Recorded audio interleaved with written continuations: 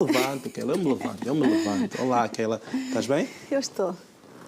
Seja muito bem-vinda. Obrigada. Então, a bebé está boa? Tá. Menino ou rapaz? Uma menina. Menina? Opa. Mais querido. uma, já tenho uma. Ah, é? Sim. Epá, eu também só tenho meninas. Isso é bom, que É bom, é sorte do pai. É sorte. Não, na nossa África não é tanta sorte assim, porque depois começamos a chorar quando elas começarem a ir embora, quando Lá começarem a em ganhar São Tomé, asas. dizem que elas vão pagar o que o pai fez. Não, isso... Talvez. Muito bom. Keila, e tu então vives em São Tomé? Sim, Voltaste para mas São Tomé? concretamente no Príncipe. Voltei. Vives em Príncipe, Sim. naquela linda cidade maravilhosa. Sim. Aquele mundo inteiro de praias. São praias. São Tomé. E Príncipe. Depois, todo mundo diz sempre São Tomé e depois esquece o Príncipe, É né? verdade. São Tomé e Príncipe. Sim. Porque o Príncipe também é outra praia. Sim, são duas ilhas que compõem Outra um ilha, país. né? São Sim. Tomé e Príncipe. Pois, eu sempre pensei, às vezes paro e penso que o Príncipe é só mais uma província. Mas, Não, é ilha mesmo. Mas é o país todo, é aquele arquipélago, né? São aquelas duas ilhas. São Tomé e Príncipe. São as duas ilhas que fazem o país. A capital é em São Tomé. Sim, mas o Príncipe... Ou seja, sem Príncipe não tem São Tomé. Sem Príncipe não tem São. Não. Nem vê como Tomé. Não. Sem Príncipe não tem São Tomé. Sem São Tomé não tem Príncipe. Muito bom. Eu não conheço Príncipe, conheço só São Tomé. Tem que ir lá visitar. Infelizmente para Príncipe. Tem que ir lá. Sim. Então, Keila Borges, diz-me, minha querida, foste para o Brasil, foste estudar, né? Estudaste Psicologia, te formaste em Psicologia, depois voltaste para São Tomé e Príncipe. Voltei para São Tomé. Voltaste para Príncipe? Não, para São Tomé. Trabalhei 5 anos, depois voltei para o Príncipe. Faz 2 anos. Onde é que nasceste? Eu nasci no Príncipe. Voltaste Mas para... é menor. As coisas são mais difíceis de acontecer, então Sim. quando regressei, logo fiquei em São Tomé a trabalhar. Depois, em 2016, fui para o Príncipe. Recebi uma proposta, fui trabalhar. Valorizaram a filha da terra, né? Quando recebi a proposta, eu pensei, vou estar perto dos meus pais, vou juntar o útil ao agradável. Sim. E pronto. E agora lá estás a fazer também a tua família. Sim. Muito bom. Minha querida, diz-me, faz os trabalhos a nível social também? Que é essa questão a nível psicológico da luta contra a violência do género. Sim. Como é que é feito esse trabalho que faz? Eu, quando regressei do Brasil, em 2010, fui logo trabalhar como voluntária no Centro de Aconselhamento contra a Violência Doméstica. Porque no Brasil também trabalhei num projeto que se chamava SOS Mulher, que era mais focado também à violência doméstica e violência do gênero. Sim.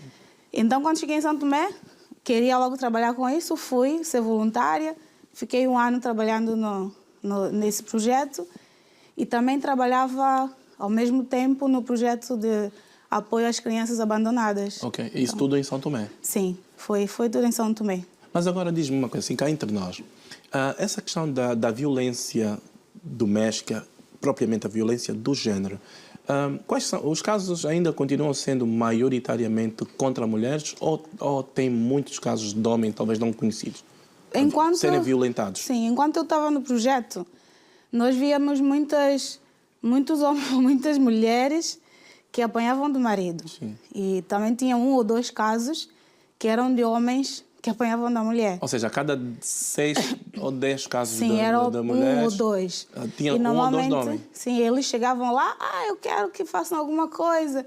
E as pessoas, como não estavam preparadas, os técnicos até riam. Pois. Mas a violência do género é violência. É violência. Os policiais também negligenciavam a violência contra o homem porque diziam, você vai apanhar da mulher? Acreditas que esse tipo de situações podia culminar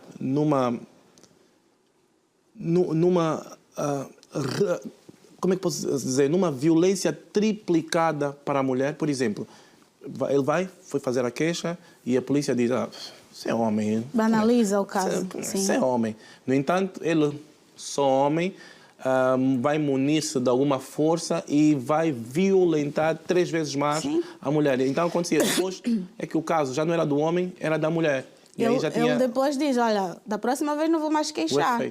Sim. Eu vou bater se ela me bater. Pois. Ou seja, eu vou mutilar, eu vou usar faca, eu vou usar algum... Se ela me bater, algo que eu possa me defender, e vai ser mais complicado ainda. Então, eu acho que o trabalho as pessoas temos que preparar os técnicos. Tem que ser sérios. A polícia, que é onde as pessoas vão fazer a queixa, e os hospitais também.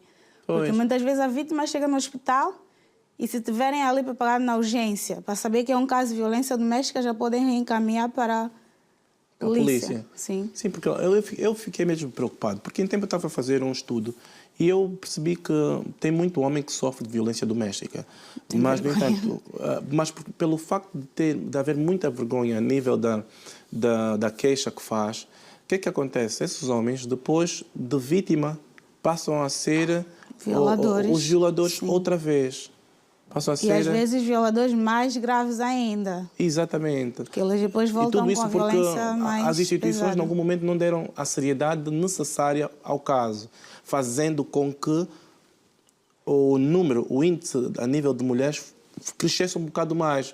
As mulheres têm sido violentadas há anos e agora já existem muitas formas, muitos mecanismos de fazerem essas queixas, mas, no entanto, quando acontecesse o contrário, brincavam com isso, só que sim, eles a consequência não era ligavam. mais grave. Sim, sim.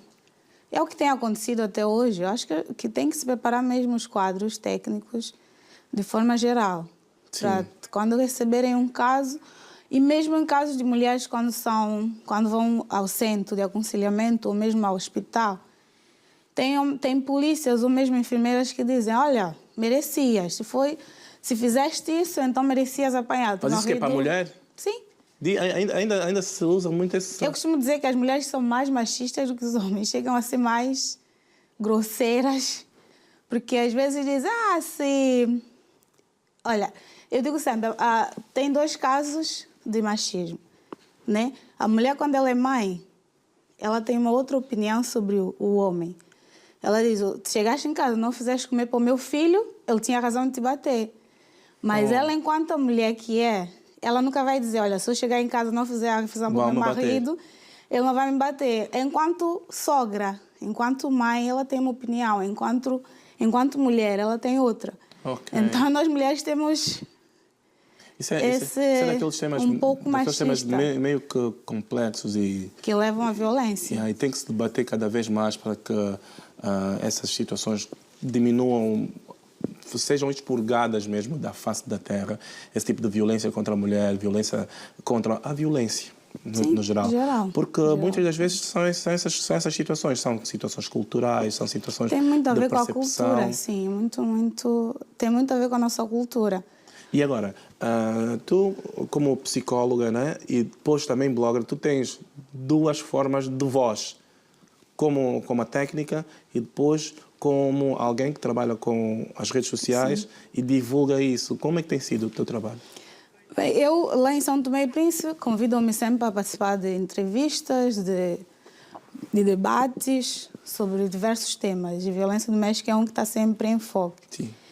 E uso também o meu blog para falar de mim, das minhas opiniões, uso a minha página no Facebook. Então, estou sempre ativa nesses assuntos. Então, uso sempre, eu como psicóloga, gostaria de ter um consultório, um lugar para poder atender as vítimas e apoiar de alguma forma. E, enquanto não tiver, uso a rede social. Sim. Que acaba de ser também um consultório, né? Sim. E, no entanto, esse é o grande contributo que também estás a dar para o teu próprio país, não é? Foste, estudaste, mas agora voltaste para que pudesses, de alguma forma, contribuir arduamente naquilo que é a reeducação social. Muito bom, muito bom.